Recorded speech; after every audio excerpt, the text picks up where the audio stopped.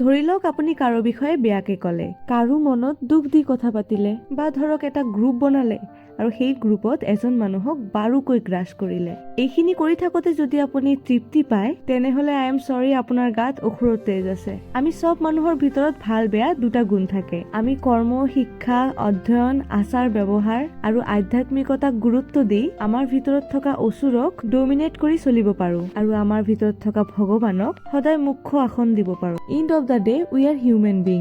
Stress, jealousy, laziness, লোভ, negative thought, অহংকাৰ ইত্যাদি আমাৰ চবৰে মাজত আছে। আকৌ আনফালে দয়া, মমতা, প্ৰেম, ভালপোৱা, ক্ৰিয়েটিভিটি, স্পিৰিচুৱেল, ন্যায়, বুদ্ধিমত্তা, বিবেক, বুদ্ধি ইত্যাদিও আমাৰ মাজত আছে।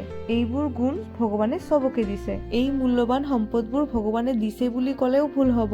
ভগৱানে নিজে বিৰাজ কৰে এইবোৰ গুণ ৰূপে মানুহৰ মাজত। নেগেটিভ গুণবিলাকো মানুহৰ মাজত যে অসুৰ আছে তাকে বুজায়। একফালে বেলেগক দুখ দি আপুনি পৈশাচিক আনন্দত তৃপ্ত হৈ আছে, আনফালে প্ৰতি মংগলবাৰ, শুক্ৰবাৰ, শনিবাৰ আপুনি ভেজ খাই আছে আৰু হনুমান চালিচা পঢ়ি আছে, তেন্তে কম মহিষাসুৰেও নিজৰ ভক্তিৰ ফলত বৰপ্ৰাপ্ত হৈছিল আৰু পতনো নিশ্চিত। তো গাইজ, মুঠ কথা, ইউনিভাৰ্চ হ'ল এটা ডাঙৰ আইনা। আইনাৰ সন্মুখত যেনেকে আমি যেনেকুৱা মুখ বনাও তেনেকুৱাই দেখা পাওঁ, তেনেকে আমিও যি কৰিম তাকেই ঘূৰাই পাম। এইখিনিয়ে মোৰ বিৰাট ভয় লাগে আৰু মই সাংঘাতিকভাৱে কেয়াৰফুলি থাকো।